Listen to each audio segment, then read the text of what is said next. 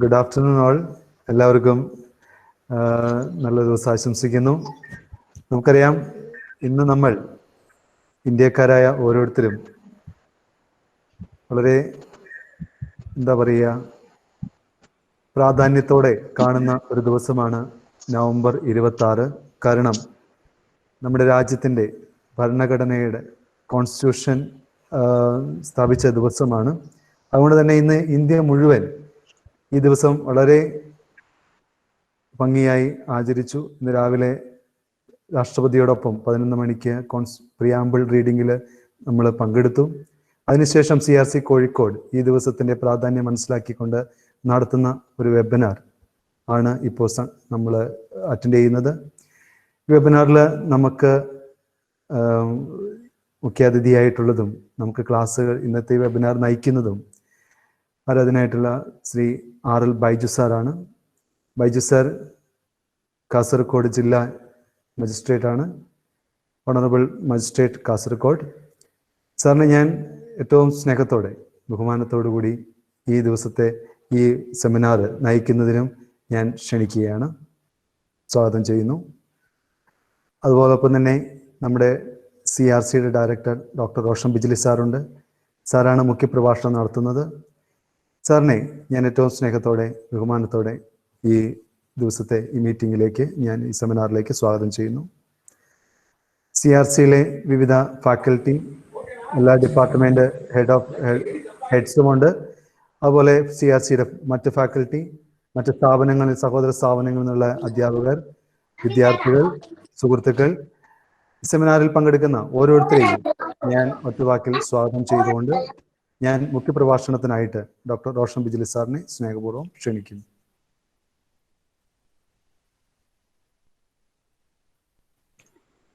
ബഹുമാനപ്പെട്ട ബൈജു സാർ,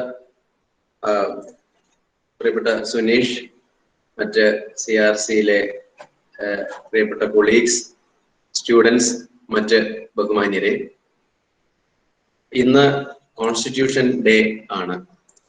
നമ്മുടെ കോൺസ്റ്റിറ്റ്യൂഷൻ നിലവിൽ വന്നതിന്റെ, കൃത്യമായി പറഞ്ഞാൽ എഴുതപ്പെട്ട ഭരണഘടനകളിൽ ലോകത്തിലെ ഏറ്റവും വലിയ ഭരണഘടനകളിൽ ഒന്നാണ് നമ്മുടേത്. രാജ്യത്തെ മുഴുവൻ ജനങ്ങൾക്കും മറ്റു ജീവജാലങ്ങൾക്കും പ്രകൃതിക്ക് പോലും ഉള്ള പ്രാധാന്യം ഏറ്റവും കുറ്റമറ്റ രീതിയിൽ ഉൾക്കൊള്ളുന്നതാകണം ഭരണഘടന എന്ന് ഇതിനു പിന്നിൽ പ്രവർത്തിച്ചിട്ടുണ്ട്. വളരെ ഉദാത്തമായ ഉയർന്ന ഒരു ചിന്തയുടെ ഭാഗമായിട്ടാണ് ഇത്ര ഉദാത്തമായ ഒരു ഭരണഘടന നമുക്ക് ഉണ്ടായിട്ടുള്ളത്. നാനാത്വത്തിൽ ഏകത്വമാണല്ലോ നമ്മുടെ സംസ്കാരത്തിന്റെ അടിസ്ഥാനം. അതുകൊണ്ട് തന്നെ ഒട്ടേറെ രാജ്യങ്ങളുടെ ഭരണഘടനകളിൽ നിന്നുള്ള പല ഉത്കൃഷ്ട ആശയങ്ങളും നമ്മുടെ ഭരണഘടനയുടെ ഭാഗമായി മാറിയിട്ടുണ്ട്. സത്യത്തിൽ 2015 മുതലാണ് നവംബർ 26 ഭരണഘടനാ ദിനമായി ആചരിക്കുന്നത്. സംവിധാൻ ദിവസ് എന്നാണ് ഈ ദിവസം അറിയപ്പെടുന്നത്. വളരെ പ്രാധാന്യമാണ് നമ്മുടെ സർക്കാർ ഈ ഒരു ദിനത്തിന് നൽകിയിരിക്കുന്നത്. വളരെ ഇന്ത്യ ഒട്ടുക്ക് തന്നെ ബഹുമാനപ്പെട്ട രാഷ്ട്രപതി തന്നെ പങ്കെടുക്കുന്ന, പ്രധാനമന്ത്രിയുടെ നേതൃത്വത്തിൽ എല്ലാ സംസ്ഥാന ഭരണ തലവന്മാരും ലെജിസ്ലേച്ചറിന്റെ തലവന്മാരും എല്ലാം പങ്കെടുക്കുന്ന വലിയ രീതിയിലുള്ള ഒരു ആചരണമായി ഇത് വർഷാവർഷം മാറിക്കൊണ്ടിരിക്കുകയാണ്. ഭരണഘടന നിർമ്മാണ സഭയുടെ ഭരണഘടന അംഗീകരിച്ച 1949 നവംബർ 26 ഓർമ്മ പുതുക്കലായിട്ടാണ് ഇത്. ഞാനതിന്റെ ഫർദർ ഡീറ്റെയിൽസിലേക്ക് ഒന്നും പോകുന്നില്ല. ബഹുമാനപ്പെട്ട ബൈജു സാറെ പോലെ ഉള്ള ഒരു ഭരണഘടനാ വിദഗ്ധൻ നമുക്ക് ഇന്ന് ഈ ഒരു സെഷൻ, നമുക്ക് ഈ ഒരു ദിനത്തിന്റെ പ്രാധാന്യം ഉൾക്കൊണ്ടുകൊണ്ട് തന്നെ constitutional values and fundamental principles of the Indian constitution, A disability perspective എന്ന വളരെ പ്രധാനപ്പെട്ട ഒരു വിഷയത്തില് ഏറ്റവും ആധികാരികമായി സംസാരിക്കാൻ സാധിക്കുന്ന, ഇത്രയും ഉന്നതിയിലിരിക്കുന്ന ഒരു മഹത് വ്യക്തിത്വത്തെ തന്നെ ഈ ഒരു ദിവസം നമുക്ക് റിസോഴ്സ് പേഴ്സണായി കിട്ടിയത് നമ്മുടെ എല്ലാം ഭാഗ്യമാണ്.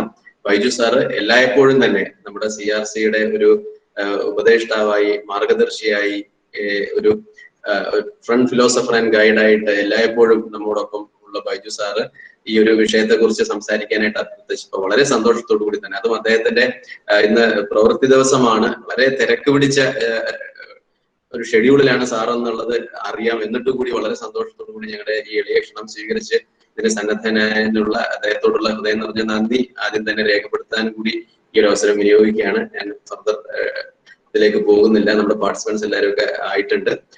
ബഹുമാനപ്പെട്ട ജില്ലാ ജഡ്ജ് കാസർഗോഡ് ബഹുമാനായ ബൈജു സാറെ വളരെ ആദരപൂർവ്വം ഈ ഒരു സെഷൻ എടുക്കാനായിട്ട് ക്ഷണിക്കുകയാണ്. ബൈജു സർ.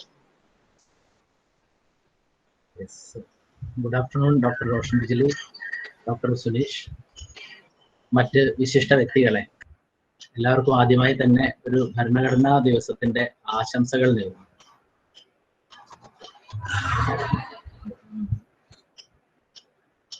ആദ്യമായി തന്നെ ഞാൻ ഈ അവസരം ഈ രീതിയിലുള്ള ഒരു വെബിനാർ സംഘടിപ്പിക്കാൻ വേണ്ടി, ഇന്നത്തെ ദിവസത്തിന്റെ പ്രാധാന്യം ഉൾക്കൊണ്ടുകൊണ്ട് വെബിനാർ സംഘടിപ്പിക്കാൻ വേണ്ടി തയ്യാറായ ഡോക്ടർ റോഷൻ ബിജിലിയെയും ടീമിനെയും അഭിനന്ദിക്കുന്നതിന് വേണ്ടി ഉപയോഗിക്കുകയാണ്.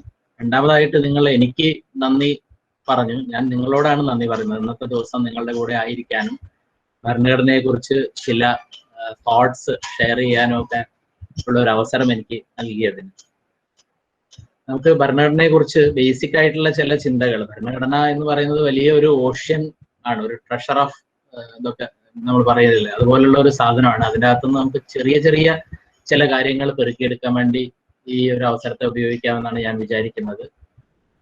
നമുക്ക് എല്ലാവർക്കും അറിയുന്നത് പോലെ, നേരത്തെ ഡോക്ടർ റോഷൻ ബിജിലി സൂചിപ്പിച്ചതുപോലെ തന്നെ, ഒരു നവംബർ 26-നാണ്, 1949 നവംബർ 26-നാണ് നമ്മുടെ കോൺസ്റ്റിറ്റ്യൂവന്റ് അസംബ്ലി നമ്മുടെ ഭരണഘടനയെ അഡോപ്റ്റ് ചെയ്തത്. ആ ഭരണഘടന പിന്നീട് ജനുവരി 26, 1950 നമ്മൾ നിലവിൽ വന്നു ഭരണഘടന. അതുകൊണ്ടാണ് നമ്മൾ എല്ലാ വർഷവും നവംബർ 26-നെ ഈ കോൺസ്റ്റിറ്റ്യൂഷൻ ഡേ ആയിട്ട് ആചരിക്കാൻ, സംവിധാൻ ദിവസ് ആയിട്ട് ആചരിക്കാൻ വേണ്ടി 2015 നമ്മുടെ ഭരണകൂടം തീരുമാനമെടുക്കുകയും അതിനുശേഷം നമ്മൾ സമുചിതമായ പരിപാടികളോടുകൂടി ആചരിച്ചു വരികയാണ്. ഈ ദിവസത്തിന് തന്നെ നമ്മൾ നാഷണൽ ലോ ഡേ എന്നുകൂടി പറയാറുണ്ട്. അതിനുള്ള ഒരു കാരണം, ഈ ഭരണഘടന എന്ന് പറയുന്നത് it is the supreme law of the land ആണ്. ലോ ഓഫ് ലോസ് എന്നൊക്കെ നമ്മൾ പറയും. നിയമങ്ങളുടെ നിയമമായ ഒരു ഒന്നാണ് ഈ ഭരണഘടന എന്ന് പറയുന്നത്. അതുകൊണ്ടാണ് ഇതിനെ നമ്മുടെ നിയമ ദിവസം കൂടിയായിട്ട് ആചരിക്കുന്നത്. 2015 മുമ്പ് നമ്മളിത് നിയമ ദിവസം മാത്രമായിട്ടായിരുന്നു ആചരിച്ചുകൊണ്ടിരുന്നത്. ഇപ്പം വളരെ പ്രാധാന്യത്തോടു കൂടി നമ്മൾ ഈ ദിവസത്തെ ആചരിക്കുന്നു. അതുപോലെ തന്നെ നമ്മൾ ഈ ഭരണഘടന നിലവിൽ വന്ന ജനുവരി 26-ന് നമ്മൾ റിപ്പബ്ലിക് ഡേ ആയിട്ടും സമുചിതമായി ആഘോഷിക്കുന്നു. ഒരു നാഷണൽ ഡേ സെലിബ്രേഷൻ ആയിട്ട് തന്നെ നമ്മൾ ജനുവരി 26-നെയും ആഘോഷിക്കുന്നുണ്ട്. നമ്മുടെ ഭരണഘടനയെ പറ്റി ഡോക്ടർ റോഷൻ ബിജിലി സൂചിപ്പിച്ചു. ലോകത്തിലെ തന്നെ ഏറ്റവും വലിയ ഒരു ഭരണഘടനയാണ് നമ്മുടേത്. അത് വാക്കുകളുടെ എണ്ണത്തിലായാലും ചാപ്റ്ററുകൾ, ആർട്ടിക്കിൾസ്, ഷെഡ്യൂൾസ്, ഇതൊക്കെ ഉൾക്കൊള്ളുന്ന അതിന്റെ മൊത്തം കണ്ടന്റിന്റെ കാര്യത്തിലായാലും വളരെ ബൃഹത്തായ ഒരു ഭരണഘടന തന്നെയാണ്. നേരത്തെ ഇത് നമ്മൾ ഭരണഘടന ഫ്രെയിം ചെയ്ത സമയത്ത് ഇതിന് ആകെ 395 ആർട്ടിക്കിൾസ് ആയിരുന്നു. 22 ഭാഗങ്ങളിലായി 8 ഷെഡ്യൂളുകളിലായിട്ടുണ്ടായിരുന്ന ഒരു ഭരണഘടനയായിരുന്നു. അതിനുശേഷം ഏതാണ്ട് 100-ലധികം അമെൻമെന്റ്സ് നമ്മുടെ ഭരണഘടനയിൽ വന്നു. അങ്ങനെ അറ്റ് പ്രസന്റ് 448 ആർട്ടിക്കിൾസും അത് 25 പാർട്ടുകളിലായി 12 ഷെഡ്യൂളുകളിലായിട്ടാണ് നമ്മുടെ ഭരണഘടന ഇപ്പോൾ ഉള്ളത്. നമ്മുടെ ഇന്നത്തെ ടോപ്പിക് ഫോർ ഡിസ്കഷൻ ഒന്ന് basic fundamental principles of constitution എന്നുള്ളതാണ്. നമ്മൾ നിയമത്തിന്റെ ഭാഷയിൽ അതിന് സാധാരണ basic features of the constitution എന്ന് പറയാറുണ്ട്. അതായത് നമ്മുടെ ഭരണഘടന അമെൻമെന്റ് ഒക്കെ വരുന്ന സമയത്താണ് നമ്മൾ പ്രധാനമായിട്ടും ഈ ഒരു കാര്യം നമ്മൾ ചേർത്ത് പഠിക്കുന്നത്. നമ്മുടെ ഭരണഘടനയുടെ ബേസിക് ഫീച്ചേഴ്സ് മാറ്റിക്കൊണ്ടുള്ള ഒരു അമെൻമെന്റും പാടില്ല എന്നാണ് നമ്മുടെ ഒരു തത്വം. അതുകൊണ്ട് തന്നെ എന്ത് അമെൻമെന്റ് കൊണ്ടുവരുമ്പോഴും അത് ഈ പറഞ്ഞ ബേസിക് നമ്മൾ പറയാൻ പോകുന്ന ബേസിക് ഫീച്ചേഴ്സിനെ ടച്ച് ചെയ്തുകൊണ്ട് ആവാൻ പാടില്ല എന്നുള്ളതാണ്. മറ്റൊന്ന്, നമുക്കൊരു കോൺസ്റ്റിറ്റ്യൂഷണൽ വിഷൻ ഉണ്ട്. ആ ഒരു വലിയൊരു കാഴ്ചപ്പാടാണ് കോൺസ്റ്റിറ്റ്യൂഷണൽ വിഷൻ എന്ന് പറയുന്നത്. ആ കോൺസ്റ്റിറ്റ്യൂഷണൽ വിഷൻ ത്രൂ ഔട്ട് നമ്മുടെ കോൺസ്റ്റിറ്റ്യൂഷന്റെ ഉള്ളിലൂടെ ഒരു ഗോൾഡൻ ത്രെഡ് ആയിട്ട് ഇങ്ങനെ പാസ് ചെയ്യുന്നുണ്ട്. അപ്പൊ ഇന്നത്തെ ദിവസം നേരത്തെ പറഞ്ഞതുപോലെ നമ്മൾ ഈ ഭരണഘടനയുടെ പ്രിയാമ്പിള് വായിക്കണം എന്നാണ് നിർദ്ദേശം. സർക്കാർ സ്ഥാപനങ്ങളിലും മറ്റും ഭരണഘടനയുടെ ആമുഖം എല്ലാവരും ഒന്ന് വായിക്കുക. അതൊരു പ്രതിജ്ഞാ രൂപത്തിൽ ആണ് നമ്മളോട് അത് വായിക്കാൻ വേണ്ടി ആവശ്യപ്പെടുന്നത്. ഈ ഭരണഘടനയുടെ ഈ ആമുഖത്തിന് ഞാൻ കാണുന്ന ഒരു പ്രത്യേകത എന്ന് പറഞ്ഞാൽ, ഞാൻ എപ്പോഴും ആലോചിക്കാറ്, നമ്മളെ മഹാകവി കുമാരനാശാന്റെ വീണപൂവ് എന്ന് പറഞ്ഞൊരു കവിതയുണ്ട്. ആ വീണപൂവില് ആ പുഷ്പമേ അധിക തുങ്കപദത്തിൽ എത്ര രാജ്ഞി കണക്കെ ശോഭിച്ചിരുന്നു നീ എന്നൊക്കെ പറഞ്ഞു കഴിഞ്ഞിട്ട് അവസാനം ഈ പുഷ്പത്തിന്റെയും അത് വീണതിലുള്ള വിഷമമൊക്കെ കൂടി പറഞ്ഞിട്ട് കഷ്ടം എന്നൊരു വാക്കിലാണ് അവസാനിക്കുന്നത്. അപ്പൊ നമ്മൾ നോക്കിക്കഴിഞ്ഞാൽ ആ കഷ്ടം എന്നാണ് ഈ കവിതയുടെ മൊത്തം സാരം എന്ന് പറയുന്നത്. ഏതാണ്ട് അതേപോലെ തന്നെ, ആ കഷ്ടമൊന്നും അല്ലെങ്കിലും വളരെ സന്തോഷമുള്ള ഒരു കാര്യമാണെങ്കിലും തുടക്കവും അവസാനവും കൂടി കൂട്ടി വായിച്ചാൽ നമുക്ക് ഇതിന്റെ ഉള്ളിൽ എന്താണ് ഉള്ളതെന്ന് വളരെ വ്യക്തമായി കിട്ടുന്ന കാഴ്ചപ്പാട് കിട്ടുന്ന തരത്തിലാണ് ഇതിന്റെ വേർഡ്സിനെ തുടക്കം തന്നെ, പ്രിയാമ്പിൾ തന്നെ ക്രമീകരിച്ചിട്ടുള്ളത്. അതിൽ ഏറ്റവും വലിയൊരു കാഴ്ചപ്പാടെന്ന് പറഞ്ഞാൽ നമ്മൾ ഇന്ത്യയിലെ ജനങ്ങളായ നാം ഉണ്ടാക്കി നമുക്ക് തന്നെ നൽകുന്ന ഒരു ഗ്രന്ഥമായിട്ടാണ് നമ്മൾ ഭരണഘടനയെ ഈ വിഭാവനം ചെയ്തിരിക്കുന്നത്. നമ്മൾ കോൺസ്റ്റിറ്റ്യൂഷൻ ഡേയിൽ ഭരണഘടന പ്രിയാമ്പിൾ ഒന്ന് വായിക്കണം എന്നുള്ള നിർദ്ദേശമുള്ളത് കൊണ്ട് തന്നെ നമുക്കൊന്ന് അത് ജസ്റ്റ് ഒന്ന് വായിച്ചു പോവുകയാണെങ്കിൽ, we the people of India having solemnly resolve to constitute India into a sovereign socialist secular democratic republic. ഈ വാക്കുകൾക്കൊക്കെ അന്തർലീനമായിരിക്കുന്ന മഹത്തായ അർത്ഥങ്ങളുണ്ട്, അതിലൊക്കെ നമുക്ക് വരാം. And to secure to all citizens justice, social, economic and political, liberty of thought expression, belief, faith and worship, equality of status and opportunity, and to promote among them fraternity, assuring the dignity of individual and unity and integrity of the nation. Our Constituent Assembly, this the 26th November 1949, do hereby adopt, enact and give to ourselves the Constitution. അപ്പൊ ഞാൻ നേരത്തെ പറഞ്ഞത് we the people of India do hereby adopt, enact and give to our self the constitution എന്ന് പറയുന്ന തുടക്കവും അവസാനമുള്ള വാക്കുകൾ ചേർത്ത് വായിച്ചാൽ ഇതിൽ മഹത്തായ കാര്യങ്ങൾ ഉൾക്കൊണ്ടിട്ടുണ്ട് എന്നുള്ള ഒരു ചിത്രം നമുക്ക് അപ്പം തന്നെ കിട്ടുന്നു എന്നുള്ളതാണ്. അതിന് ഈ പറയുന്ന വാക്കുകളിൽ തന്നെ ഈ ഭരണഘടനയുടെ ബേസിക് സ്ട്രക്ചർ ആയിട്ടുള്ള, അതിന്റെ ബേസിക് പ്രിൻസിപ്പിൾ ആയിട്ടുള്ള ഡെമോക്രസി അടങ്ങിയിട്ടുണ്ട്. കാരണം വി ദ പീപ്പിൾ ഓഫ് ഇന്ത്യയാണ് ഡെമോക്രസി. സോവറിനിറ്റി, ഇന്ത്യ എന്ന് പറയുന്ന മഹത്തായ സോവറിൻ രാജ്യത്തെ കുറിച്ച് അതിനകത്ത് പറയുന്നുണ്ട്. ഇക്വാലിറ്റി, സോഷ്യലിസം, ഫ്രറ്റേണിറ്റി, സെക്യുലറിസം, ഇങ്ങനെയുള്ള എല്ലാ കാര്യങ്ങളും ഈ വേർഡ്സിൽ തന്നെ, ഈ പ്രിയാമ്പിളിൽ തന്നെ പറഞ്ഞിട്ടുണ്ട്. ഈ കാര്യങ്ങൾ പിന്നീടുള്ള ഭാഗങ്ങളിൽ കുറച്ചുകൂടി വിശദമായിട്ട് പറയുന്നുണ്ട്. അതിൽ സോവറിൻ, സോഷ്യലിസ്റ്റ്, സെക്യുലർ, ഡെമോക്രാറ്റിക് എന്നുള്ള വാക്കുകൾ പിന്നീട് വരുന്ന പ്രിയാമ്പിളിൽ പിന്നീട് വരുന്ന ഇടയ്ക്ക് വരുന്ന വാക്കുകളിൽ റീറ്ററേറ്റ് ചെയ്ത് പറയുന്നുണ്ട്. അതിൽ സോവറിനിറ്റി എന്ന് പറഞ്ഞാൽ possessing supreme or ultimate power എന്നാണ് പറയുന്നത്. നമ്മുടെ രാജ്യത്തിന്റെ മുകളിൽ മറ്റൊരു രാജ്യത്തിനും ഒരു അധികാരവുമില്ല. വി ആർ ദ സോവറിൻ, നമ്മളാണ് പരമാധികാരികൾ ഈ രാജ്യത്തെ സംബന്ധിച്ചിടത്തോളം. മറ്റൊരു രാജ്യത്തിന് നമ്മുടെ കാര്യങ്ങളിൽ ഇടപെടാനോ നമ്മുടെ ഭരണത്തിൽ ഇടപെടാനോ ഒന്നും അധികാരമില്ല എന്ന് സൂചിപ്പിക്കാനാണ് പ്രിയാമ്പിളിൽ തന്നെ നമ്മൾ സോവറിനിറ്റി കൊണ്ടുവന്നത്.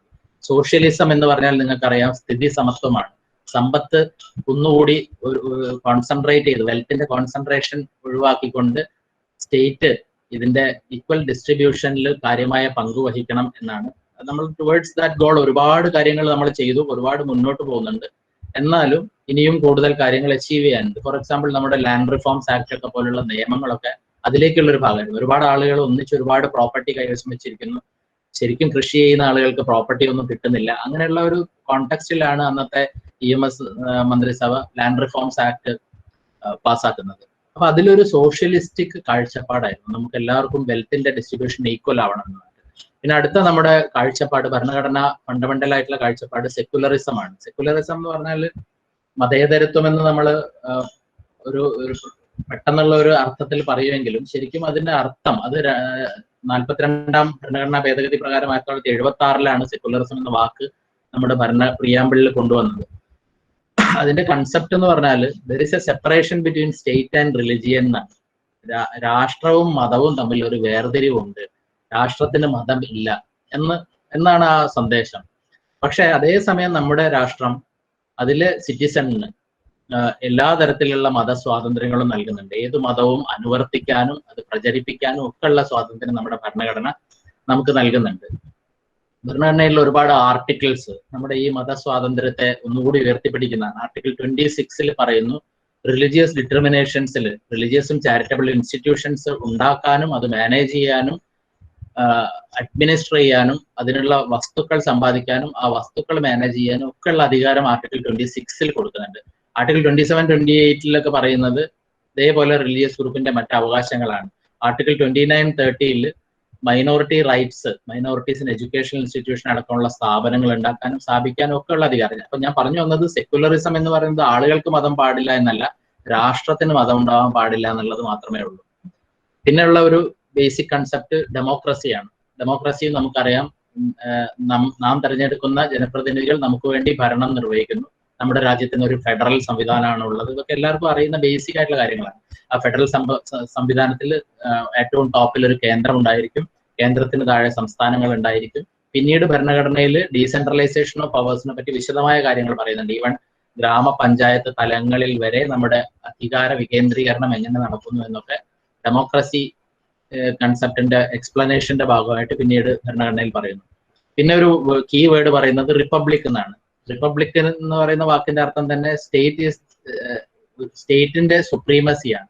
അതായത് തലപ്പത്ത് ഒരു പ്രസിഡന്റ്, ഒരു ഏകാധിപതി അല്ലാത്ത ഒരു പ്രസിഡന്റ് ഉള്ള ഒരു ഭരണ സംവിധാനമാണ് റിപ്പബ്ലിക് എന്ന് പറയുന്നത്.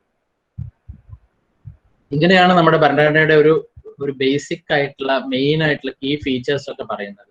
ഡിസബിലിറ്റി പെർസ്പെക്റ്റീവിൽ നമ്മൾ ഇതിനെ നോക്കി കാണുമ്പോഴും ഈ വാക്കുകൾക്കൊക്കെ വലിയ അർത്ഥമുണ്ട്. ഇതിനകത്ത് നമ്മൾ ഡിസബിലിറ്റി പെർസ്പെക്റ്റീവിൽ എപ്പോഴും ഉയർത്തിപ്പിടിക്കുന്ന ഒരു ഇൻക്ലൂഷൻ തിയറി അടങ്ങിയിട്ടുണ്ട്. ഇതിലെ ഓരോ വാക്കുകളിലും ഒരു theory of inclusion. All people are included, all are treated equally. ആ കൂട്ടത്തിൽ ഡിസബിലിറ്റി പെർസ്പെക്റ്റീവിൽ നോക്കുമ്പോൾ ഡിസബിലിറ്റി ഉള്ളത് കൊണ്ട് ആരെയും മാറ്റി നിർത്താനോ വേർതിരിക്കാനോ ഒന്നും പാടില്ല എന്നുള്ള അർത്ഥം കൂടി നമുക്ക് വായിച്ചെടുക്കാൻ പറ്റും. ഇനി മറ്റ് കീവേഡ്സ് ഭരണഘടന പ്രിയാമ്പിളിൽ പറയുന്ന ഒന്ന് ജസ്റ്റിസ് എന്ന് പറയുന്ന ഒരു വാക്ക് പറഞ്ഞിട്ട് അതിനകത്ത് പറയുന്ന സോഷ്യൽ, ഇക്കണോമിക് ആൻഡ് പൊളിറ്റിക്കൽ. ഇതൊരു ബ്യൂട്ടിഫുൾ കൺസെപ്റ്റ് ആണ്. നമുക്കറിയാം, ഇപ്പൊ നമ്മൾ സോഷ്യൽ ജസ്റ്റിസിന്റെ കാലത്താണ് ജീവിക്കുന്നത്. ലീഗൽ ജസ്റ്റിസിനേക്കാൾ അപ്പുറത്ത് നമ്മുടെ സോഷ്യൽ ജസ്റ്റിസ് പ്രിവെയിൽ ചെയ്യുന്ന ഒരു കാലഘട്ടമാണ് നമ്മൾ ജീവിച്ചിരിക്കുന്ന കാലഘട്ടം. അതിൻ്റെ അകത്ത് അങ്ങനെ നോക്കുമ്പം ഈ സോഷ്യൽ ജസ്റ്റിസ് എന്നുള്ളത് ഏറ്റവും പ്രധാനപ്പെട്ട ഒരു കീവേഡാണ്. പ്രത്യേകിച്ച് സോഷ്യലി മാർജിനലൈസ്ഡ് ആയിട്ടുള്ള ആളുകളെ സംബന്ധിച്ചിടത്തോളം നമ്മുടെ ഡിസബിലിറ്റി പെർസ്പെക്റ്റീവിൽ നോക്കിക്കഴിഞ്ഞാൽ സോഷ്യലി മാർജിനലൈസ്ഡ് ആയിട്ടുള്ള ആളുകളാണ് നമ്മുടെ സ്റ്റേക്ക് ഹോൾഡേഴ്സ്. അവരെ സംബന്ധിച്ചിടത്തോളം ഈ ഒരു സോഷ്യൽ ജസ്റ്റിസ് എന്ന് പറയുന്ന കൺസെപ്റ്റിന് വലിയ ഇമ്പോർട്ടൻ്റ് ഉണ്ട്. ഇന്ത്യ സോഷ്യൽ ജസ്റ്റിസ് ഡിപ്പാർട്ട്മെന്റുകൾ സെൻട്രലിലും സ്റ്റേറ്റിലും ഫോം ചെയ്തിട്ടുണ്ട്. ഒരുപാട് റീഹാബിലിറ്റേഷൻ ആക്ടിവിറ്റീസും അതർ സ്കീംസും പ്രോഗ്രാംസും ഒക്കെ അണ്ടർടേക്ക് ചെയ്തിട്ടുണ്ട്. ഇതൊക്കെ ഡിസേബിൾഡ് ആയിട്ടുള്ള ആളുകൾക്കും അതുപോലെ തന്നെ മാർജിനലൈസ്ഡ് ആയിട്ടുള്ള മറ്റ് ആളുകൾക്കും വേണ്ടിയിട്ടാണ്. സ്റ്റേറ്റിന്റെ വരുമാനത്തിന്റെ ഒരു വിഹിതം തന്നെ ഈ ഇത്തരം ആളുകളുടെ അപ്ലിഫ്റ്റ്മെന്റിന് വേണ്ടി നീക്കി വെക്കുക എന്നൊക്കെയുള്ള കാഴ്ചപ്പാട് നമ്മൾ പിന്നീട് കൊണ്ടുവന്നതും ഈ ഒരു ഭരണഘടനാ തത്വത്തിന്റെ അടിസ്ഥാനത്തിലാണ്. അതിൽ തന്നെ പറയുന്ന മറ്റൊരു വാക്ക് ജസ്റ്റിസ് എക്കണോമിക് എന്ന് പറയുന്നുണ്ട്. എക്കണോമിക് ജസ്റ്റിസും നമ്മുടെ പുതിയ PWD ആക്ട് അടക്കമുള്ള ഡിസബിലിറ്റി സെക്ടറിലുള്ള നിയമനിർമ്മാണങ്ങളിലൊക്കെ അടങ്ങിയിട്ടുണ്ട്. എക്കണോമിക് ഡിസബിലിറ്റി ആളുകൾക്ക് ഉണ്ടാവാതിരിക്കാൻ വേണ്ടിയിട്ടുള്ള രീതിയിലുള്ള ഒരു ജസ്റ്റിസ് ഓറിയന്റഡ് അപ്രോച്ച് ആണ് ഇതിൽ പറയുന്നത്. മറ്റൊന്ന് liberty of thought expression, faith and worship. അതാണ് മറ്റൊരു ഭരണഘടനാ അടിസ്ഥാന തത്വം. അതിൽ നമുക്ക് ഡയറക്റ്റ് സിഗ്നിഫിക്കൻസ് ഒരു ഡിസബിലിറ്റി പെർസ്പെക്റ്റീവിൽ കാണാൻ കഴിയില്ലെങ്കിലും നമുക്കതിൽ കിട്ടുന്ന ഒരു മെസ്സേജ് എന്താണെന്ന് വെച്ചാൽ നമുക്ക് വോയിസ്, നമ്മുടെ തോട്ടും എക്സ്പ്രഷൻ എന്നൊക്കെ പറയുന്ന കൺസെപ്റ്റിന്റെ അകത്ത് നമ്മുടെ വോയിസ് റേസ് ചെയ്യാനുള്ള ഒരു അധികാരം നമുക്കുണ്ട്, അവകാശമുണ്ട്. നമ്മുടെ അവകാശങ്ങൾ ആരെങ്കിലും ഹനിക്കുകയാണെങ്കിൽ, നമ്മളോട് ആരെങ്കിലും വിവേചനം കാണിക്കുകയാണെങ്കിൽ, ആരെങ്കിലും നമ്മളെ നെഗ്ലക്ട് ചെയ്യുകയോ ഇൻസൾട്ട് ചെയ്യുകയോ ചെയ്യുകയാണെങ്കിലൊക്കെ നമുക്ക് നമ്മുടെ വോയിസ് റേസ് ചെയ്യാൻ കഴിയുന്നത് ഈ ഒരു ലിബർട്ടി ഓഫ് തോട്ട് എക്സ്പ്രഷൻ എന്നൊക്കെ പറയുന്ന ഭരണഘടനാ തത്വത്തിന്റെ അടിസ്ഥാനത്തിൽ ഉണ്ടാക്കിയ നമ്മുടെ നിയമങ്ങളുടെ അടിസ്ഥാനത്തിലാണ്. പല നിയമങ്ങളും അതുപോലെ തന്നെ സ്കീംസും ഒക്കെ ഉണ്ടായി വന്നതും ഇത്തരത്തിൽ ജനങ്ങൾ ശബ്ദം ഉയർത്തിയിട്ട് തന്നെയാണ്. അപ്പൊ അടിച്ചമർത്തപ്പെടുന്ന ആളുകൾ, അവർക്ക് ശബ്ദം ഉയർത്താനുള്ള അവകാശം ഭരണഘടന തരുന്നു. അങ്ങനെ ശബ്ദം ഉയർത്തുന്നത് കേൾക്കാനും അതിന്റെ അടിസ്ഥാനത്തിൽ ആവശ്യമായ നിയമങ്ങളും മറ്റും ഉണ്ടാക്കാനും ഒക്കെ ഭരണകൂടങ്ങൾ തയ്യാറാവുന്നു. ഇതാണ് നമ്മുടെ ആ ഒരു ഈ തോട്ട് ആൻഡ് എക്സ്പ്രഷൻ എന്നൊക്കെ പറയുന്ന ലിബർട്ടി ഭരണഘടനയിൽ പറയുന്ന കാഴ്ചപ്പാട്. മറ്റൊന്ന് equality of status and opportunity ആണ്. ഈ കീവേഡ്സിലും നമുക്ക് ഡിസബിലിറ്റി പെർസ്പെക്റ്റീവിൽ കുറെ കാര്യങ്ങളുണ്ട്, അതിൽ അടങ്ങിയിരിക്കുന്നുണ്ട്. കാരണം മാർജിനലൈസ്ഡ് പീപ്പിൾക്ക്, മാർജിനലൈസ്ഡ് ആയിട്ടുള്ള ആളുകൾക്ക് ഒരു പുഷ് വേണ്ട ആളുകളുണ്ട്. ചെറുതായിട്ടൊക്കെ ഒരു പുഷ് കിട്ടിയിട്ടില്ലെങ്കിൽ അവർ ലക്ഷ്യസ്ഥാനത്തെത്താൻ കാലതാമസം വരികയോ ഒരുപക്ഷെ എത്താതിരിക്കുകയോ ചെയ്യാൻ സാധ്യതയുണ്ട്. അവർക്ക് ഓപ്പർച്യൂണിറ്റീസിന് എത്തിപ്പിടിക്കാൻ കഴിയുന്നില്ല എന്നുള്ളതാണ്. അതിനുള്ള ആവശ്യമായ വകുപ്പുകളൊക്കെ കോൺസ്റ്റിറ്റ്യൂഷനിൽ ചേർത്തിട്ടുണ്ട്. അതിന്റെ അടിസ്ഥാനത്തിൽ നമ്മൾ സ്പെഷ്യൽ ലോസ് ഉണ്ടാക്കുന്നു. ഇപ്പം നമ്മുടെ പുതിയ നിയമത്തിൽ, പുതിയ പേഴ്സൺസ് വിത്ത് ഡിസബിലിറ്റീസ് ആക്ടിൽ പറയുന്ന സ്പെഷ്യൽ എംപ്ലോയ്മെന്റ് പോളിസീസ് ഉണ്ടാക്കുന്നുണ്ട്, സ്പെഷ്യൽ എക്കണോമിക് പോളിസീസ് ഉണ്ടാക്കുന്നുണ്ട്, സ്പെഷ്യൽ ആയിട്ടുള്ള എഡ്യൂക്കേഷണൽ റൈറ്റ്സ് അതിനകത്ത് വരുന്നുണ്ട്, ഒരുപാട് സ്കീംസ് വരുന്നുണ്ട്. ഇതൊക്കെ ഈ ഇക്വാലിറ്റി എന്ന് പറയുന്ന കൺസെപ്റ്റ് എത്തിപ്പിടിക്കാനുള്ള നമ്മുടെ പ്രയാണത്തിന്റെ ഭാഗമായിട്ടാണ്.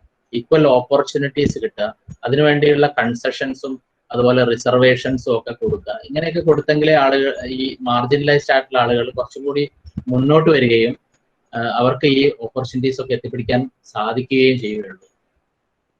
അടുത്ത keywords, and to promote among them fraternity, assuring the dignity of individual and unity and integrity of India. Fraternity, dignity എന്നൊക്കെ പറയുന്നതും നമ്മുടെ ഡിസേബിലിറ്റി പെർസ്പെക്റ്റീവിൽ നോക്കിക്കഴിഞ്ഞാൽ വലിയ വാക്കുകളാണ്. എല്ലാവരെയും ചേർത്ത് പിടിക്കുക, സാർവലൗകിക സാഹോദര്യം ഉണ്ടാക്കുക. അതുപോലെ തന്നെ ഡിഗ്നിറ്റി, നമ്മൾ കുറച്ചു കാലം മുമ്പ് വരെ ഡിസബിലിറ്റി ഉള്ള ആളുകളെ വളരെ മോശപ്പെട്ട രീതിയിൽ സമൂഹം നോക്കിക്കാണുന്ന ഒരു അവസ്ഥ ഉണ്ടായിരുന്നു. അവരെ ചില വാക്കുകളൊക്കെ വിളിച്ച് വേദനിപ്പിക്കുക, ചില പ്രവൃത്തികളിലൂടെ അവരെ വേദനിപ്പിക്കുകയൊക്കെ ചെയ്തുകൊണ്ടിരുന്നിരുന്നു. ഇതൊന്നും നമ്മുടെ കോൺസ്റ്റിറ്റ്യൂഷണൽ വാല്യൂസ് ഓഫ് ഫ്രറ്റേണിറ്റിക്കൊന്നും ചേർന്നതല്ല. അതുപോലെ തന്നെ ഡിഗ്നിറ്റി ഓഫ് ഇൻഡിവിജ്വൽ എന്നൊക്കെ പറയുന്ന ഒരു ബേസിക് പ്രിൻസിപ്പിളിന് ചേർന്നതല്ല എന്ന് നമുക്ക് ഭരണഘടന വായിക്കുമ്പോൾ മനസ്സിലാവും. ഈ നിയമങ്ങളൊക്കെ നേരത്തെ തന്നെ വരേണ്ടതായിരുന്നു എന്നും നമുക്ക് ഭരണഘടന വായിക്കുമ്പോൾ തോന്നും. പിന്നെ ഒരുപാട് മറ്റ് പ്രൊവിഷൻസ് ഉണ്ട് ഭരണഘടനയിൽ. അതിൽ നമ്മൾ കാണേണ്ട ഒരു കാര്യം എന്താണെന്ന് വെച്ചാൽ, ഈ ഭരണഘടന ഉണ്ടാക്കിയ സമയത്ത് നമ്മുടെ മേജർ ഡിസബിലിറ്റി എന്ന് പറഞ്ഞാൽ, നമ്മുടെ സിറ്റിസൺ അനുഭവിച്ചിരുന്ന മേജർ ഡിസബിലിറ്റി ഒരിക്കലും നമ്മുടെ ഫിസിക്കൽ ഓർ മെന്റൽ ഡിസബിലിറ്റീസിന്റെ ബേസിസിലായിരുന്നില്ല. നമുക്കുണ്ടായിരുന്ന ഡിസബിലിറ്റി എന്ന് പറഞ്ഞാൽ കാസ്റ്റിന്റെ അടിസ്ഥാനത്തിൽ, സെക്സിന്റെ അടിസ്ഥാനത്തിൽ, അതുപോലെ തന്നെ റിലിജിയന്റെ അടിസ്ഥാനത്തിൽ, ലാംഗ്വേജിന്റെ അടിസ്ഥാനത്തിലൊക്കെയുള്ള ഒരുപാട് പരാധീനതകളും പരിമിതികളും ആയിരുന്നു ഉണ്ടായിരുന്നത്. അപ്പം ഭരണഘടന പ്രധാനമായിട്ടും അതിനെ അഡ്രസ് ചെയ്യാൻ വേണ്ടി ശ്രമിച്ച സമയത്ത് ഡിസബിലിറ്റി പെർസ്പെക്റ്റീവിൽ പെർട്ടിക്കുലർ പ്രൊവിഷൻസ് ഭരണഘടനയിൽ അധികമൊന്നും നമുക്ക് കാണാൻ കഴിയില്ല. മാർജിനലൈസ്ഡ് ആയിട്ടുള്ള ആളുകൾക്ക് എല്ലാവർക്കും ഉള്ള ചില കാര്യങ്ങൾ ഡിസബിലിറ്റി ഉള്ള ആളുകൾക്ക് കൂടി കാണുന്നു എന്ന് മാത്രമേ ഉള്ളൂ. പക്ഷെ നമുക്ക് നോക്കിക്കാണാൻ കഴിയും, ജാതിയുടെ പേരിൽ ഉള്ള വിവേചനത്തിനെതിരെ ഭരണഘടനയിൽ ഒരുപാട് പ്രൊവിഷൻസ് ഉണ്ട്. അത് ആ കാലഘട്ടത്തിന്റെ ഒരു പ്രത്യേകതയാണ്. സ്വാമി വിവേകാനന്ദൻ പറഞ്ഞ വാക്കുകൾ ഭ്രാന്താലയമാണെന്ന് പറഞ്ഞു. കുമാരനാശാന്റെ ഒക്കെ വാക്കുകളിൽ തൊട്ടുകൂടാത്തവർ, തീണ്ടിക്കൂടാത്തവർ, ദൃഷ്ടിയിൽപ്പെട്ടാലും ദോഷമുള്ളവർ, കെട്ടില്ലാത്തവർ, തമ്മിൽ ഉണ്ണാത്തവർ, ഇങ്ങനെ ഒട്ടല്ല ഹോജാതി കോമരങ്ങൾ എന്നൊക്കെ പറയുന്ന ജാതി ചിന്തകൾ വളരെ പ്രോമിനന്റ് ആയിരുന്ന കാലഘട്ടത്തിലുണ്ടായ ഒരു ഭരണഘടന ആയതുകൊണ്ട് ഡിസബിലിറ്റി എന്ന് പറഞ്ഞാൽ പ്രത്യേക ഭരണഘടനാ പിതാക്കൾ ഉദ്ദേശിച്ചത് ആ രീതിയിലുള്ള ഡിസബിലിറ്റി ആയിരുന്നു. പക്ഷെ എന്നാലും അവിടെ ഇവിടെയൊക്കെ ആയിട്ട് നമുക്ക് ചെറിയ ചെറിയ സ്പെഷ്യൽ പ്രൊവിഷൻസും കാണാൻ കഴിയും എന്ന് മാത്രമേ ഉള്ളൂ. അതുപോലെ തന്നെ ഭരണഘടനയിൽ ആദ്യം ഞാൻ ഈ പറയുന്ന ഭാഗങ്ങളിൽ ഒഴിച്ച് ബാക്കി കാര്യങ്ങളിലൊക്കെ വലിയ വലിയ കാര്യങ്ങളാണ് പറഞ്ഞിരിക്കുന്നത്. അതായത് സ്പെസിഫിക് ആയിട്ടുള്ള ഗവർണൻസ് എങ്ങനെയായിരിക്കണം, ആരാണ് ഗവർണർ, ആരാണ് പ്രസിഡന്റ്, ആരാണ് ഹൈക്കോടതി ജഡ്ജിമാര്, ഡിസ്ട്രിക്ട് ജഡ്ജ്, IAS ഓഫീസർ, ഇങ്ങനെയുള്ള സ്റ്റേറ്റിന്റെ വാരിയസ് ഫങ്ഷണറീസ്, PSC ഒക്കെ പോലുള്ള സംവിധാനങ്ങൾ, ത്രിതല പഞ്ചായത്ത് സിസ്റ്റം, ഇങ്ങനെയുള്ള കാര്യങ്ങളൊക്കെയാണ് മേജർ പോർഷനിൽ പറഞ്ഞിരിക്കുന്നത്. നമ്മുടെ ടോപ്പിക്കിന് റെലവെന്റ് ആയിട്ടുള്ള വളരെ ചുരുക്കം കാര്യങ്ങൾ അതിന്റെ തുടക്കത്തിലാണ് പറഞ്ഞിരിക്കുന്നത്. അതിൽ നമുക്ക് എല്ലാവർക്കും അറിയുന്ന പ്രൊവിഷൻസ് ആണ്. ഈ ദിവസം ഒന്ന് ഓർമ്മ പുതുക്കാൻ വേണ്ടി ഞാൻ പറയുകയാണ്. ആർട്ടിക്കിൾ 14 എന്ന് പറയുന്നത് equality before law and equal protection of law, നിയമത്തിന്റെ മുമ്പിൽ എല്ലാവരും സമന്മാരാണെന്നുള്ള ഒരു കാഴ്ചപ്പാടാണ്. അത് നമുക്ക് ഡിസബിലിറ്റി പെർസ്പെക്റ്റീവിൽ സ്ട്രെച്ച് ചെയ്യാൻ പറ്റിയ കാര്യമാണ്. ഒരു ഡിസബിലിറ്റി ഉള്ളത് കൊണ്ട് ഒരാളുടെ സമത്വ അവകാശം നഷ്ടപ്പെടുന്നില്ല.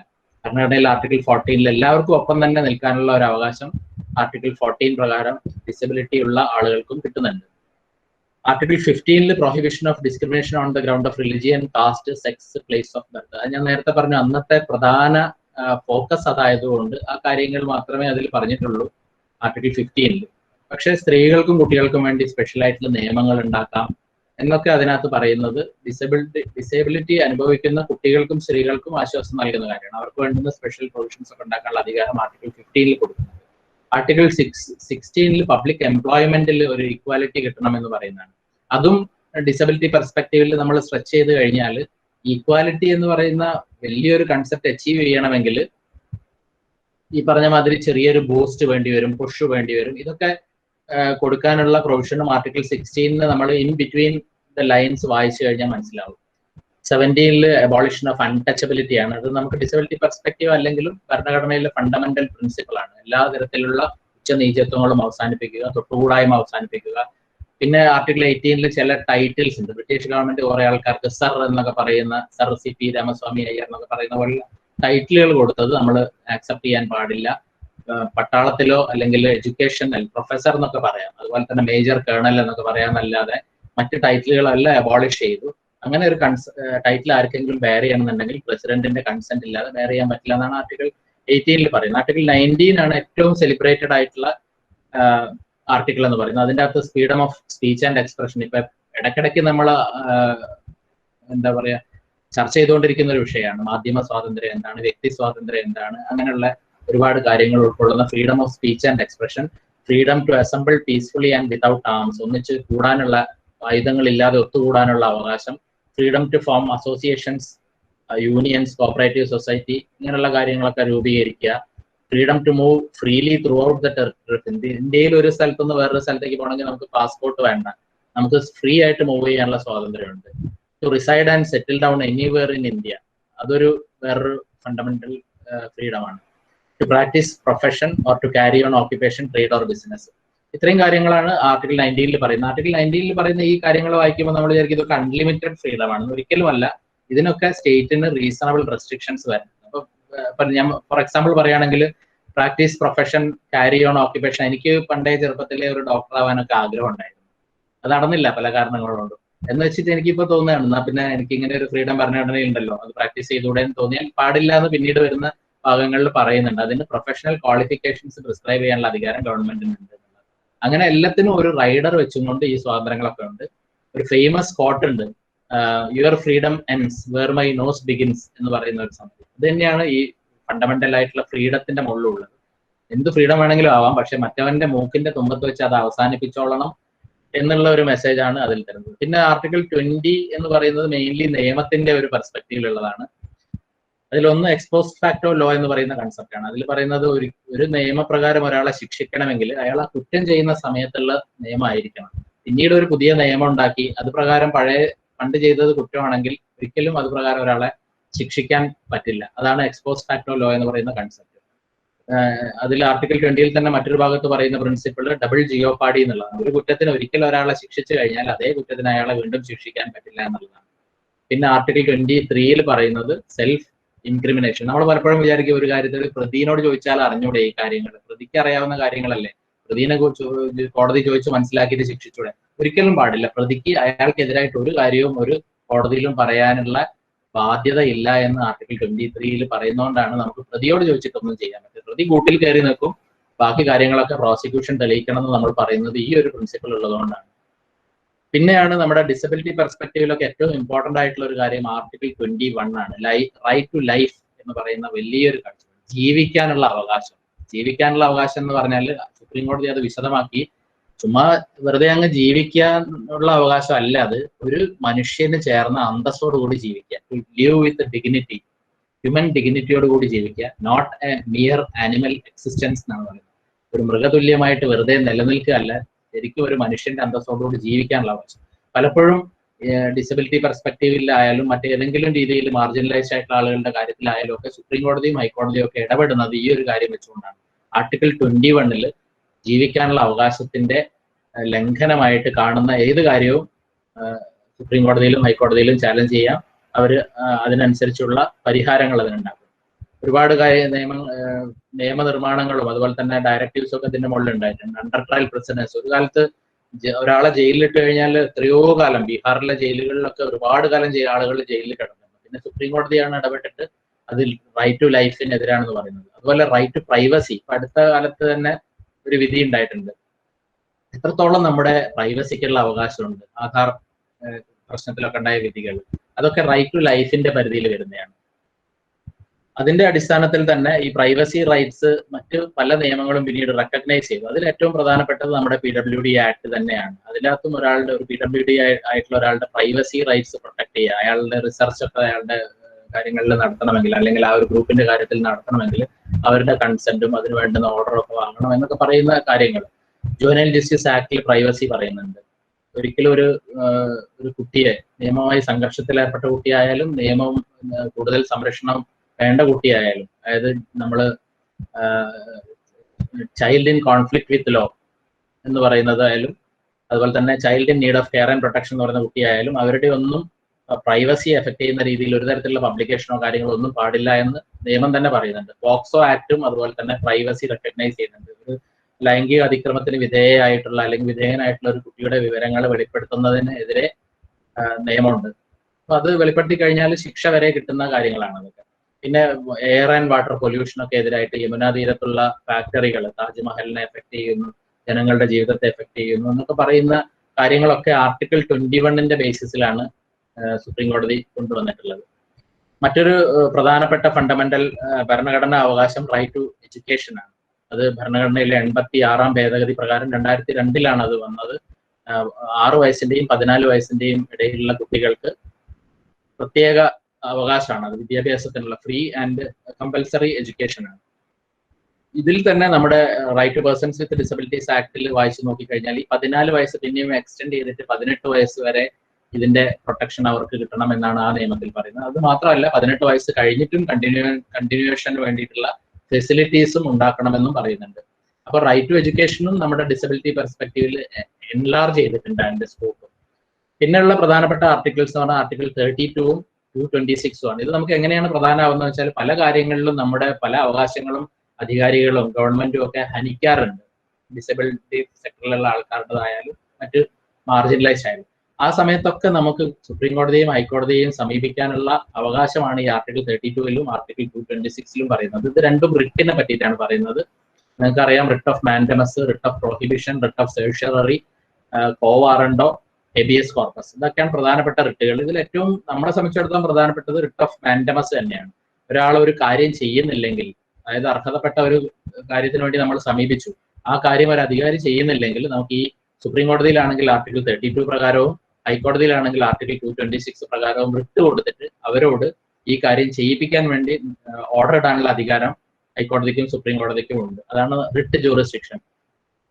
പിന്നെ ഉള്ളത് ഭരണഘടനയുടെ മറ്റൊരു ഭാഗത്ത് പറയുന്നത് directive principles of state policy എന്ന് പറയുന്ന ഒരു സംഗതിയാണ്. ഭരണഘടനയുടെ മാർഗനിർദ്ദേശക തത്വങ്ങൾ എന്ന് നമ്മൾ മലയാളത്തിൽ പറയും. ആർട്ടിക്കിൾ 37 പറയുന്നത് ഈ മാർഗനിർദ്ദേശക തത്വങ്ങളൊന്നും ഒരു കോടതി വഴി നമുക്ക് നടപ്പിലാക്കാൻ പറ്റില്ല. It is not enforceable through a court of law. പക്ഷെ ഭരണകൂടം അതിനെപ്പറ്റി കാര്യമായിട്ട് ആലോചിക്കുകയും ഈ കാര്യങ്ങൾ മനസ്സിൽ വെച്ചുകൊണ്ടുള്ള നിയമങ്ങൾ ഉണ്ടാക്കുകയും വേണമെന്ന് പറയുന്ന ഒരു കാര്യമാണ്. അതിൽ തന്നെ നമ്മൾക്ക് ആർട്ടിക്കിൾ 38 ഡിസബിലിറ്റി സെക്ടറിൽ വളരെ ഇമ്പോർട്ടന്റ് ആയിട്ടുള്ളതാണ്. അത് പറയുന്നത് എങ്ങനെയാണ്? State shall strive to promote the welfare of its people by securing and protecting as effectively as may be a social order in which justice, social, economic and political shall inform all the institutions of national life. അപ്പോൾ പൊളിറ്റിക്കലും ഇക്കണോമിക്കും സോഷ്യലുമായിട്ടുള്ള ജസ്റ്റിസിനെ പറ്റിയിട്ട് ആ article 38 പറയുന്നുണ്ട്. പലപ്പോഴും നമ്മുടെ ഈ disability സെക്ടറിലൊക്കെ നമുക്ക് deny ചെയ്യപ്പെടുന്നതും ഈ ഒരു ജസ്റ്റിസ് ആണ്, സോഷ്യൽ ജസ്റ്റിസ് ആണ്, അല്ലെങ്കിൽ ഇക്കണോമിക് ജസ്റ്റിസ് ഒക്കെയാണ് നമുക്ക് ഡിനൈ ചെയ്യപ്പെടുന്നത്. അപ്പൊ അത് ആർട്ടിക്കിൾ 38 പറയുന്നത് സ്റ്റേറ്റ് അത് ആ കാര്യങ്ങൾ പരിഹരിക്കാനുള്ള കാര്യമായ എൻഡവർ നടത്തണം എന്ന് പറയുന്നുണ്ട്. പിന്നെ ആർട്ടിക്കിൾ 39 അതിലും കുറെ കാര്യങ്ങൾ പറയുന്ന കൂട്ടത്തിൽ കുറെയൊക്കെ നമുക്ക് ഡിസബിലിറ്റി പെർസ്പെക്റ്റീവിൽ ഇമ്പോർട്ടന്റ് ആണ്. Article 39 state shall direct it's policy forward securing the following. ഈ താഴെ പറയുന്ന കാര്യങ്ങൾ നടപ്പിലാക്കാൻ വേണ്ടി ഭരണകൂടം യത്നിക്കേണ്ടതാണ്, പോളിസിയൊക്കെ ഉണ്ടാക്കേണ്ടതാണെന്ന് പറയുന്നു. അതിലൊന്ന് പറയുന്നത് adequate means of livelihood for its citizens. അത് ഡിസബിലിറ്റി പെർസ്പെക്റ്റീവിൽ ഇമ്പോർട്ടന്റ് ആണ്. ഡിസേബിൾഡ് ആയിട്ടുള്ള ഒരാൾക്ക് അയാളുടെ മീൻസ് ഓഫ് ലിവ്ലിഹുഡ് നേടാൻ ഒരുപക്ഷെ പ്രയാസം ഉണ്ടായിരിക്കും. അപ്പൊ അവർക്കുള്ള adequate means of livelihood provide ചെയ്യാൻ വേണ്ടുന്ന നിയമങ്ങളും സംവിധാനങ്ങളും ഭരണകൂടം ഒരുക്കണമെന്ന് പറയുന്നുണ്ട്. പിന്നെ നേരത്തെ പറഞ്ഞ കോൺസെൻട്രേഷൻ ഓഫ് വെൽത്ത്, സോഷ്യലിസ്റ്റിക് കാഴ്ചപ്പാടാണ്. ഡിസബിലിറ്റി പെർസ്പെക്റ്റീവിൽ പ്രത്യേക ഇമ്പോർട്ടന്റ് ഒന്നുമില്ല. പിന്നെ equal pay for equal work for men and women. പിന്നെ ചൈൽഡ് ലേബർ, കുട്ടികളെ എക്സ്പ്ലോയിറ്റേഷനും ലേബറിനും ഒക്കെ എതിരെ, അബാൻഡൻമെന്റിനും ഒക്കെ എതിരെയുള്ള നിയമങ്ങൾ, ഇതൊക്കെയാണ് ബാക്കി കാര്യങ്ങൾ ആർട്ടിക്കിൾ 39 പറയുന്നത്. മെയിൻ നമ്മൾ ആദ്യത്തെ ഭാഗത്ത് പറയുന്ന ആഡിക്വേറ്റ് മീൻസ് ഓഫ് ലിവ്ലിഹുഡ് ആണ് ഡിസബിലിറ്റി പെർസ്പെക്റ്റീവിൽ ഇമ്പോർട്ടന്റ് ആയിട്ടുള്ള ഒരു കാര്യം. പിന്നെ ഉള്ളത് വളരെ ഇമ്പോർട്ടന്റ്, ഏറ്റവും ഇമ്പോർട്ടന്റ് എന്ന് ഞാൻ പറയും ആർട്ടിക്കിൾ 39A ആണ്. ആർട്ടിക്കിൾ 39A ഓഫ് ദ കോൺസ്റ്റിറ്റ്യൂഷനിൽ പറയുന്നത് equal justice and free legal aid ആണ്. Opportunities for securing justice shall not be denied to any citizen by reason of economic or other disabilities. അതിൽ ആദ്യമായിട്ട് നമുക്ക് ഡിസബിലിറ്റീസ് എന്നുള്ളൊരു വാക്ക് തന്നെ ഉപയോഗിച്ച് കാണുന്നുണ്ട്. അതർ ഡിസബിലിറ്റി, നേരത്തെ പറഞ്ഞ കാസ്റ്റ് ഡിസബിലിറ്റി അല്ലാത്ത ഡിസബിലിറ്റി പിന്നീട് വരുന്നത് ആർട്ടിക്കിൾ 39A അതിൽ free and competent legal aid to weaker sections, അതാണ് അതിന്റെ ഹോൾ ഐഡിയ എന്ന് പറയുന്നത്. ഇത് പിന്നീട് നമ്മൾ ലീഗൽ സർവീസസ് അതോറിറ്റീസ് ആക്ട് ഉണ്ടാക്കി, ലീഗൽ സർവീസസ് അതോറിറ്റി ഉണ്ടാക്കി 1987 തൊട്ടിട്ടാണ് ഇതൊക്കെ നടപ്പിലായത്. ഇതില് section 12 of legal services authorities ആക്ടിൽ ഒരുപാട് ആളുകൾ ഫ്രീ ആൻഡ് കോമ്പിറ്റന്റ് ലീഗൽ എയ്ഡിന് എൻടൈറ്റിൽഡ് ആയിട്ടുള്ള ആളുകളായിട്ട് പറയുന്നുണ്ട്. അതിൽ നാലാമതായിട്ട് ക്ലോസ് ഡിയിൽ പറയുന്നത്, സെക്ഷൻ 12D പറയുന്നത് പേഴ്സൺസ് വിത്ത് ഡിസബിലിറ്റീസ് ആണ്. അപ്പം ചുരുക്കം പറഞ്ഞാൽ പേഴ്സൺസ് വിത്ത് ഡിസബിലിറ്റീസിന് ഒരു കോടതിയിൽ, അല്ലെങ്കിൽ സുപ്രീം കോടതിയോ ഹൈക്കോടതിയോ താഴെയുള്ള കോടതികളോ ഏതായാലും ശരി, അവിടെ ഒരു കേസ് നടത്തണമെങ്കിൽ അവരുടെ പേഴ്സണൽ ആയിട്ടുള്ള കേസാവാം, അവർ അങ്ങോട്ട് കൊടുക്കുന്ന കേസാവാം, അവർക്കെതിരെ ഇങ്ങോട്ട് വന്ന ഒരു കേസാവാം, ഇതൊക്കെ നടത്തണമെങ്കിലും ഒരു പൈസ പോലും അഡ്വക്കേറ്റ് ഫീ ആയിട്ട് കൊടുക്കേണ്ടതില്ല. അവർ കോടതിയിൽ പറയുകയാണെങ്കിൽ അവർക്ക് വേണ്ടി ഒരു വക്കീലിനെ കോടതി ഏർപ്പാടാക്കി കൊടുക്കും, ലീഗൽ സർവീസസ് അതോറിറ്റിയുടെ പാനലിൽ നിന്ന്. ആ വക്കീലിന് അവർ ഫീസ് കൊടുക്കേണ്ട കാര്യമില്ല, ആ വക്കീലിനെ കാണുക, കേസുകൾ നടക്കുക. അത്രയും കാര്യങ്ങൾ മാത്രമേ ഇവർ ചെയ്യേണ്ടതുള്ളൂ എന്നുള്ളതാണ് സെക്ഷൻ 12 പറയുന്നത്. ഫീസ് കൊടുക്കാതെ മറ്റു കോടതി ചെലവുകളിലൊക്കെ എക്സംഷൻസും റിഡക്ഷൻസും ഒക്കെ കൊടുത്തുകൊണ്ടുള്ള ഒരു സംവിധാനമാണ്. പിന്നെ അതിൽ പറയുന്ന മറ്റു കാറ്റഗറീസ് SC/ST പെടുന്ന ആളുകൾ, ട്രാഫിക്കിങ്ങിന് ഇരയായിട്ടുള്ള ആളുകൾ, എല്ലാ സ്ത്രീകളും, അതും ഇമ്പോർട്ടന്റ് ആണ്. ഇപ്പം ഡിസബിലിറ്റി ഉണ്ടെങ്കിലും ഇല്ലെങ്കിലും എല്ലാ സ്ത്രീകളും അവരുടെ ഏത് സ്റ്റാറ്റസ് നോക്കണ്ട. ഇപ്പൊ ജില്ലാ കളക്ടറാണ് ഈ സ്ത്രീയെങ്കിൽ പോലും അവർക്ക് നിയമസഹായം സൗജന്യമാണ്. കാരണം അവരുടെ ക്വാളിഫിക്കേഷൻ അവരൊരു സ്ത്രീയാണെന്നുള്ളതാണ്. അപ്പൊ അതുപോലും ഇത് ഈ ഫ്രീ ആൻഡ് കോമ്പീറ്റന്റ് ലീഗൽ എയ്ഡിന്റെ അകത്ത് കൊണ്ടുവന്നിട്ടുണ്ടെന്ന് പറയാൻ വേണ്ടി ഞാൻ പറയാം.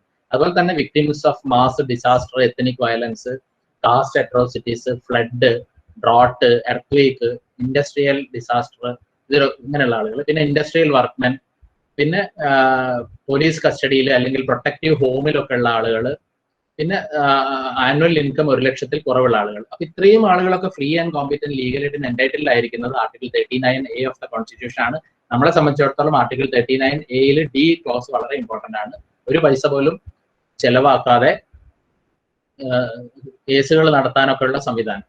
അതിന്റെ കീഴിൽ രൂപീകരിച്ചിരിക്കുന്ന അതോറിറ്റികൾ, അതും നിങ്ങൾ പലരും പരിചയപ്പെട്ടതാണ്. നാഷണൽ ലീഗൽ സർവീസസ് അതോറിറ്റി എന്ന് പറയുന്ന അപ്പെക്സ് ലെവൽ കമ്മിറ്റിയാണ്. സുപ്രീം കോടതി ജഡ്ജാണ് അതിന്റെ ചെയർമാൻ, ഒരു ജില്ലാ ജഡ്ജാണ് അതിന്റെ സെക്രട്ടറി.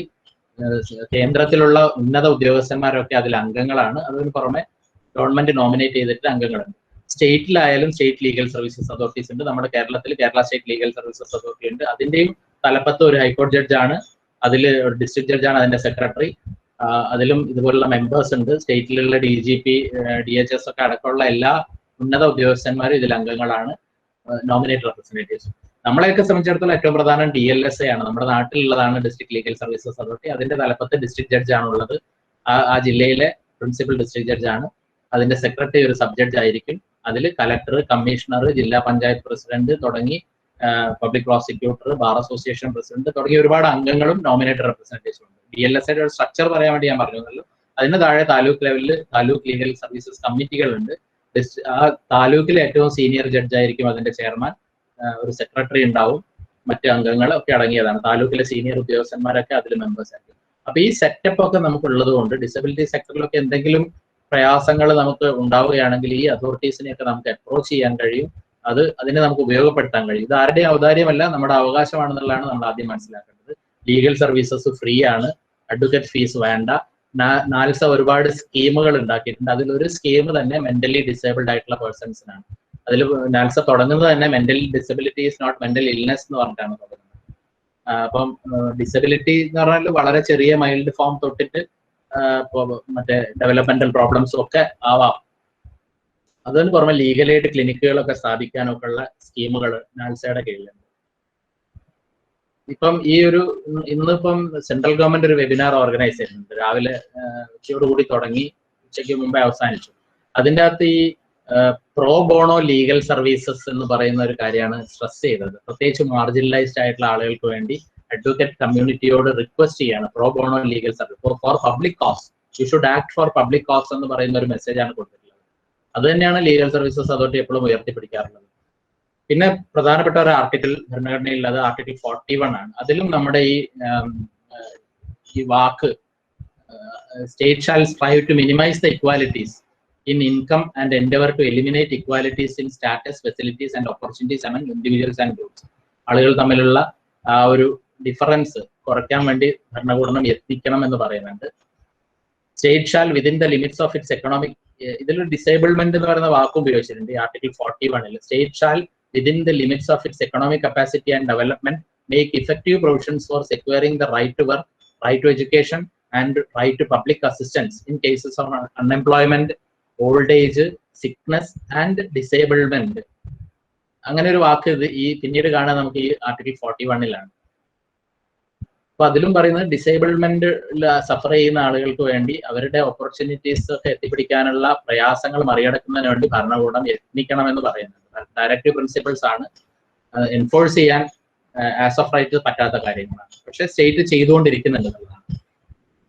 പിന്നെ article 46 promotion of education and economic interests of weaker sections, main focus കൊടുത്തിരിക്കുന്നത് ഷെഡ്യൂൾ കാസ്റ്റ് ഷെഡ്യൂൾ ട്രൈബ് ആണെങ്കിലും അതർ വീക്കർ സെക്ഷൻസിനും അതിന്റെ പ്രയോജനം കിട്ടും. ആർട്ടിക്കിൾ 47 അതുപോലെ തന്നെ ന്യൂട്രീഷൻ ലെവല് അതുപോലെ സ്റ്റാൻഡേർഡ് ഓഫ് ലിവിംഗ് ഒക്കെ എൻഹാൻസ് ചെയ്യാൻ വേണ്ടി ഭരണകൂടം ശ്രമം നടത്തണം എന്ന് പറയുന്നുണ്ട്. ഇതൊക്കെയാണ് നമ്മുടെ ഭരണഘടനയുടെ അടിസ്ഥാന തത്വങ്ങളായിട്ടുള്ള ഫണ്ടമെന്റൽ റൈറ്റ്സ് അടക്കമുള്ള കാര്യങ്ങൾ. ഇനി ഫണ്ടമെന്റൽ ഡ്യൂട്ടീസ് ആണ് മറ്റൊരു വളരെ പ്രധാനപ്പെട്ട കാര്യം.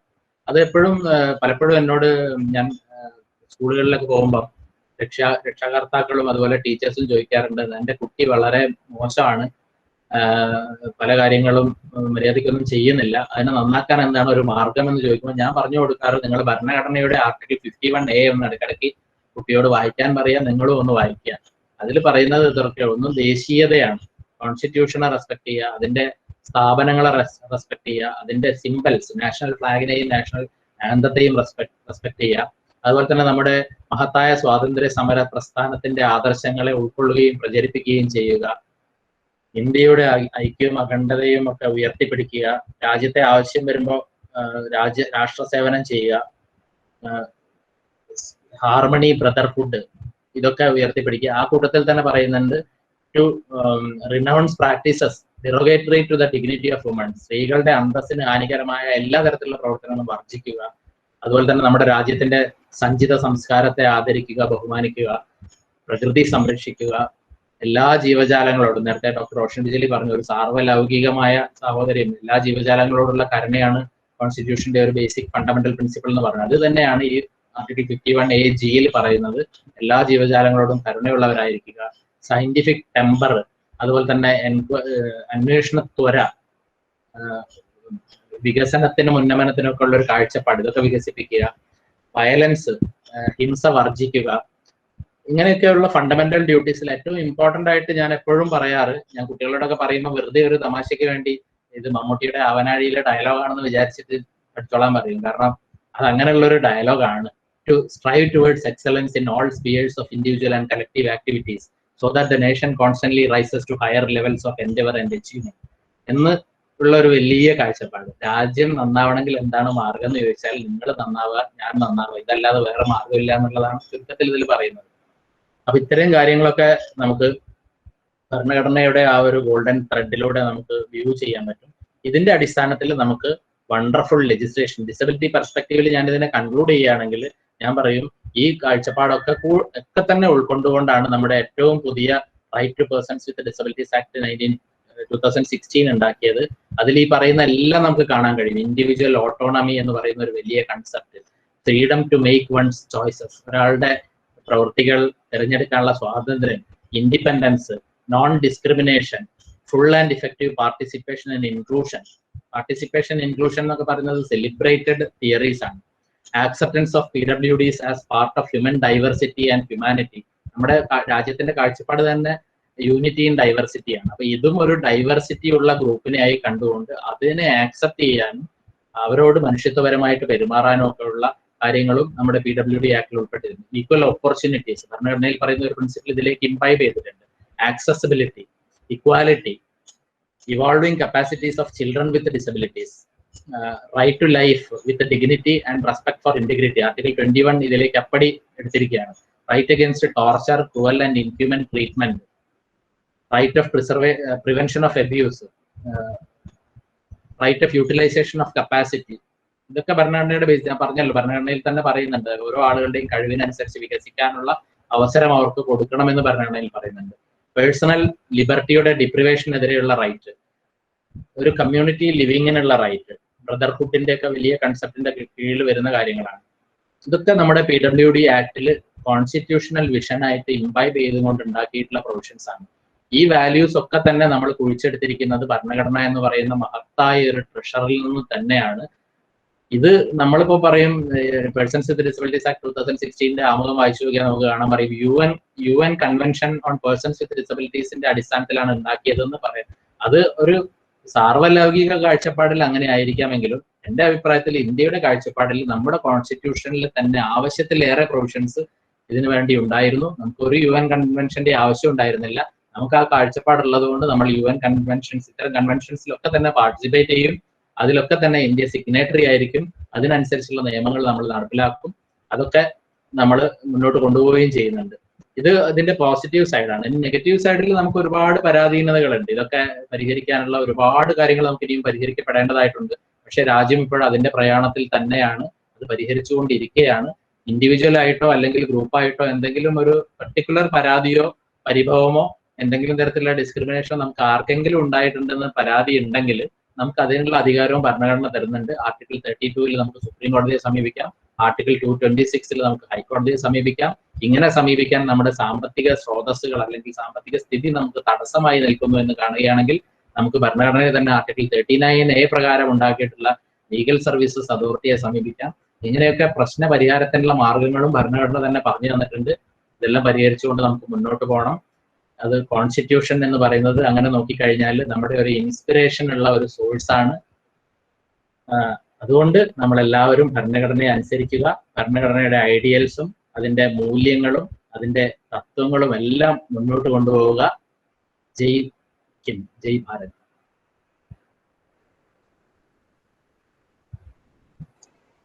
Thank you sir.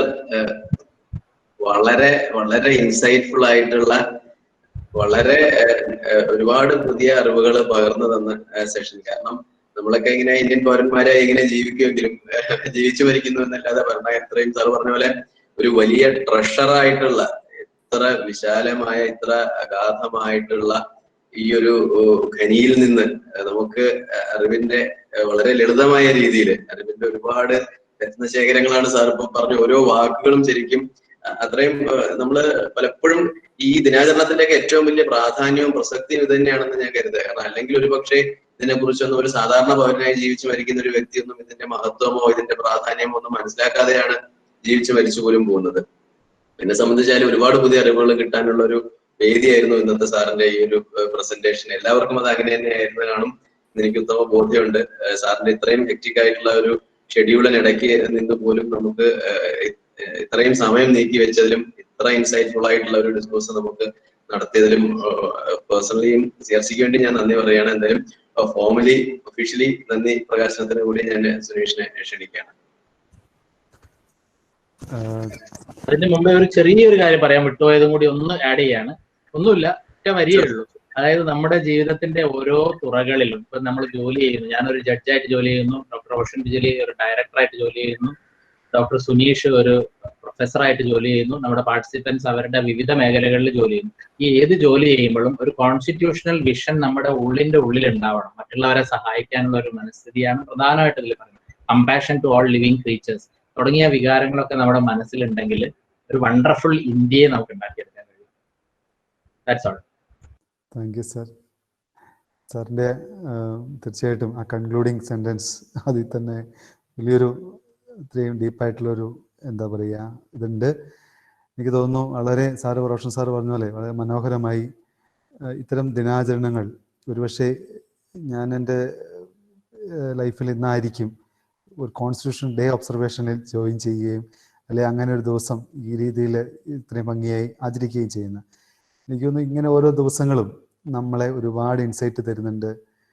അറ്റ്ലീസ്റ്റ് ഭരണഘടന മനസ്സിലാക്കാനും നമ്മുടെ രാജ്യം എത്രയോ സുന്ദരമാണ്, എഴുതി വെച്ച ഭരണഘടന എത്രയോ സുന്ദരമാണ്, ഇങ്ങനെയൊക്കെ ജീവിക്കാൻ കഴിഞ്ഞിരുന്നെങ്കിൽ മലയാളികൾ പറയുന്ന പോലെ ഒരു മാവേലി ഒരു കാലം നമുക്ക് സൃഷ്ടിക്കാൻ പറ്റും. എന്താണേലും ഇത്രയും ഭംഗിയായി, ഇത്രയും മനോഹരമായി, ലളിതമായ വാക്കുകളിൽ പാർട്ടിസിപ്പൻസ് ചേർന്നവർ തന്നെ ഇപ്പോഴും ഉണ്ട്. ചില സാധാരണ രീതിയിൽ കുറേ കൊഴിഞ്ഞു പോക്കുണ്ട്, പക്ഷെ ഇന്ന് അതൊന്നും കണ്ടില്ല. അത്രയും അത്രയും ക്യാച്ചിങ് ആയിട്ടുള്ള ഒരു പ്രസൻറ്റേഷൻ ആയിരുന്നു ഇത്. മനോഹരമായി ഇത്രയും സമയം എടുത്ത് പ്രസൻറ്റ് ചെയ്ത ബൈജു സാറിന്, honourable district judge Kasaragod Baiju സാറിന് എല്ലാവരുടെയും പേരിൽ CRCയുടെ പേരിൽ ഏറ്റവും ഹൃദയം നിറഞ്ഞ നന്ദി രേഖപ്പെടുത്തുന്നു. Thank you so much sir. അതുപോലെ തന്നെ ഇത്തരം പ്രോഗ്രാമുകളെ ഓർഗനൈസ് ചെയ്യുന്നതിന് ഞങ്ങൾ മോട്ടിവേറ്റ് ചെയ്യുകയും അതിനുവേണ്ട എല്ലാ സജ്ജീകരണങ്ങളും ചെയ്തു തരുന്ന റോഷൻ ബിജലി സാർ, CRCയുടെ ഡയറക്ടർ റോഷൻ സാറിന് നന്ദി അർപ്പിക്കുന്നു. അതുപോലെ തന്നെ ഞങ്ങൾ CRCയുടെ ഓരോ ഫാക്കൽറ്റിയും ഓരോ പ്രോഗ്രാമുകളുടെ തിരക്കിലാണ് ഓരോ ഫാക്കൽറ്റിയും, എന്നാലും ഈ ദിവസം ഇതിനു വേണ്ടി മാറ്റിവെച്ച എല്ലാ ഫാക്കൽറ്റിയെയും പങ്കെടുത്ത ഓരോ പാർട്ടിസിപ്പൻസിനെയും സ്റ്റുഡൻസിനെയും എല്ലാവർക്കും ഒറ്റവാക്കിൽ നന്ദി അർപ്പിച്ചുകൊണ്ട് നിർത്തുന്നു. നന്ദി, നമസ്കാരം. എല്ലാവർക്കും മറ്റു ദിവസം ഈ രീതിയിൽ കാണാം എന്ന് ആശംസിക്കുന്നു. ജയ് ഹിന്ദ്.